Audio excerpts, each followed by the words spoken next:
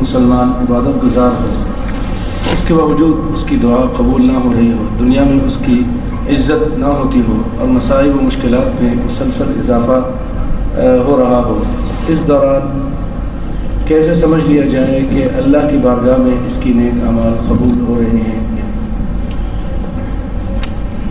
تکلیف جو ہے وما اصابکم من مصیبت فبما کسبت ایدیکم، انسان کو مصیبت اس کے ہاتھوں کی کمائی سے آتی ہے. وما اصابکم من مصیبت الا باذن اللہ، اللہ کے حکم سے آتی ہے.